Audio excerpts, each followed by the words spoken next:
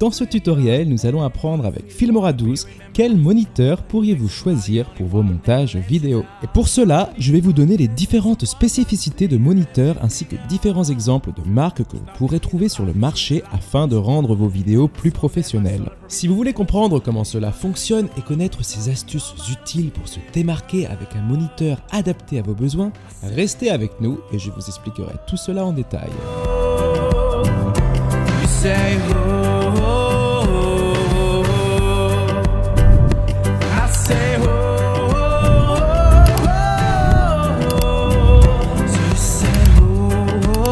Vous venez de vous équiper d'une nouvelle tour pour le montage vidéo, d'une nouvelle caméra avec la dernière définition pour flatter les rétines et votre moniteur pour votre montage vidéo commence à dater et là vous souhaitez avoir un meilleur confort visuel, n'est-ce pas? Mais vous vous demandez quels sont les meilleurs moniteurs pour le montage vidéo. Alors montage simple, étalonnage, qu'est-ce qu'il faut choisir? C'est compliqué ce choix. En fait, c'est assez simple. Plus votre écran a une grande diagonale, meilleur sera votre confort pour le montage. Sincèrement et par expérience, ne prenez pas en dessous de 22 pouces. Avec toutes les fenêtres qu'il peut y avoir dans un logiciel de montage, si votre moniteur vidéo est en dessous de cette diagonale, le confort clairement n'y sera pas. Putain, on y voit comme à travers une pelle. L'idéal est donc un 24 ou un 27 pouces, mais bien sûr, tout cela dépendra du prix que vous souhaiterez mettre. Donc c'est à vous de voir en fonction de votre budget. Toujours en fonction de votre budget, vous pouvez opter pour un moniteur 4K, mais certains monteurs vidéo montent leurs vidéos 4K sur des dalles Full HD, et ce n'est pas forcément gênant, surtout si vous commencez dans le montage vidéo. Mais alors, quelle dalle choisir et quelles sont les différences entre ces types de dalles? Pour faire simple, la différence se trouve concernant le taux de contraste et la fidélité des couleurs, mais aussi le temps de réponse. Vous avez en premier la dalle TN et IPS. Alors la dalle TN est complètement larguée dans le taux de contraste et le rendu des couleurs comparé à un IPS. Les couleurs en effet sur l'IPS sont plus fidèles et donc plus jolies. Les noirs sont aussi plus profonds comparé à une dalle TN où ils sont plus gris foncé que noirs. Alors vous allez vous dire, mais alors pourquoi prendre une dalle TN? Pourquoi? Eh ben la dalle TN correspond plus pour les gamers qui souhaitent une dalle avec un temps de réponse le plus minime possible pour les jeux online. Vous avez aussi la dalle VA, et une dalle VA sera supérieure à une dalle IPS au niveau du contraste et des couleurs, mais aura le défaut du TN au niveau de l'angle de vision. Et oui, cela dépend donc si vous voulez montrer vos montages à des personnes autour de vous ou non. Et si ce n'est pas le cas, préférez le VA à l'IPS. Vous avez aussi la dalle OLED. Et là, la dalle OLED, c'est le top, c'est la technologie qui est la meilleure aujourd'hui, tout simplement car il ne s'agit pas d'un rétroéclairage qui éclaire une dalle. En effet, ce sont les pixels eux-mêmes qui émettent leur lumière colorée, et cela change tout en termes de contraste, qui devient par conséquent infini, et de fidélité des couleurs.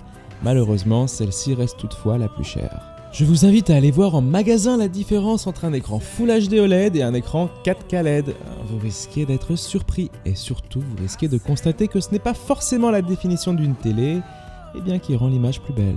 Pour le choix de votre moniteur, il y a aussi à prendre en compte le taux de rafraîchissement. Et oui, le taux de rafraîchissement ou fréquence de balayage, comme par exemple 60 Hz et 144 Hz, sont les choix disponibles les plus courants. Pour du montage vidéo, pas de prise de tête, partez sur du traditionnel, à savoir 60 Hz. Et oui, les écrans 144 Hz s'adressent aux gamers exigeants qui ont également une carte graphique leur permettant de monter une grosse cadence d'images par seconde dans leur jeu, à savoir 120 fps, soit 120 images par seconde.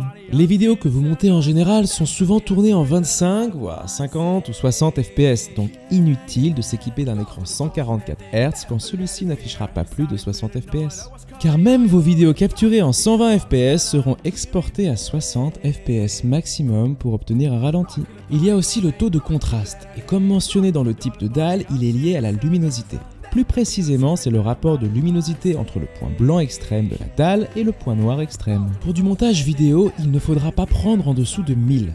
1, c'est-à-dire un pixel blanc, 1000 fois plus lumineux qu'un pixel noir.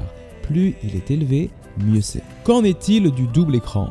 Le dual screen, autrement dit mettre deux écrans l'un à côté de l'autre pour un meilleur confort. Un conseil d'amis, si vous faites ce choix, ne prenez pas deux écrans avec une définition différente. Et oui, par exemple, ne prenez pas un écran Full HD et un écran UHD. Si vous avez un écran Full HD, prenez-en un autre Full HD, même d'une autre marque. La raison à cela, c'est que tout simplement, les systèmes d'exploitation actuels gèrent très mal le dual screen lorsque les écrans ont deux définitions différentes. Et oui, vous ne pourrez pas avoir de la Full HD sur un écran et de la UHD sur l'autre, ou alors au prix de beaucoup de bugs. Personnellement, et pour le faire, travailler avec 2 écrans améliore le confort de travail et booste la productivité.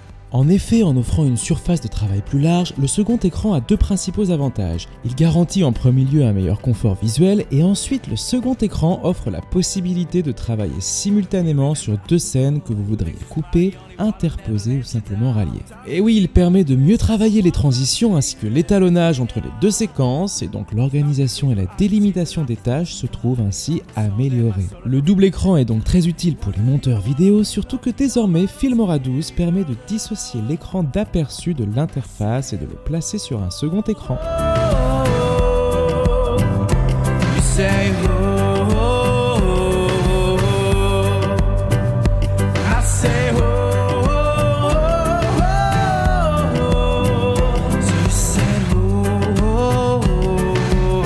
Je vais vous donner mon top des meilleurs moniteurs pour du montage vidéo. En premier lieu, les meilleurs moniteurs Full HD. Vous avez le ViewSonic 24 pouces IPS, 100% RGB, 81% de l'espace couleur DCI-P3, Full HD 1920 par 1080, certification validée par Pantone, prise USB-C pour brancher son PC portable. Pour des moniteurs Quad HD 2,5K, je vous invite à vous orienter sur le BenQ 27 pouces LED dalle IPS. 100% Rec 709, certifié Technicolor et résolution WQHD 2560 par 1440. Interprète.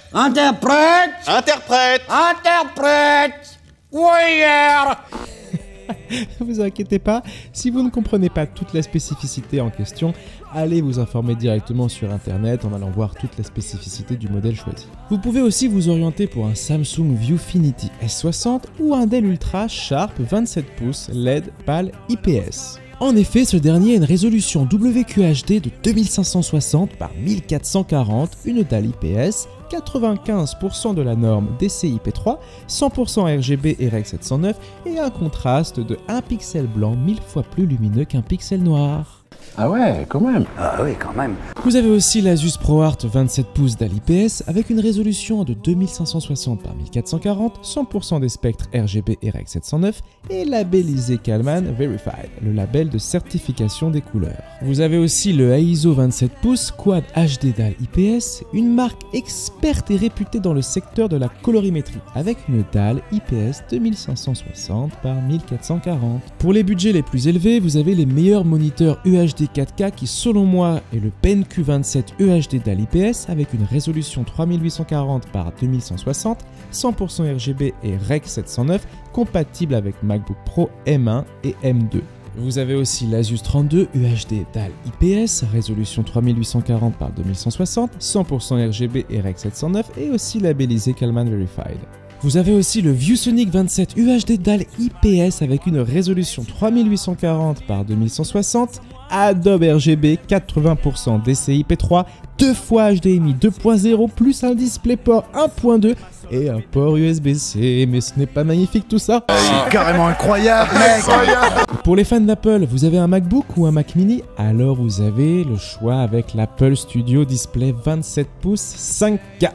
Et oui, là on part sur de la très haute résolution, à savoir une résolution 5K, 5120 par 2880, une dalle IPS, 6 haut-parleurs avec audio spatial, et là c'est l'idéal si vous avez un MacBook, Mac mini ou un PC avec un port Thunderbolt 3. Si vous avez des questions, n'hésitez pas à partager avec la communauté dans l'espace commentaire, n'hésitez pas non plus à soumettre vos idées de tutos que vous aimeriez voir apparaître sur la chaîne Filmora 12. Merci d'avoir regardé cette vidéo jusqu'au bout et si vous avez aimé, n'hésitez pas à nous mettre un petit pouce bleu, ça fait toujours plaisir. Et pour les nouveaux ici, abonnez-vous à la chaîne Filmora 12, nous avons plein de nouveaux tutos qui arrivent toutes les semaines.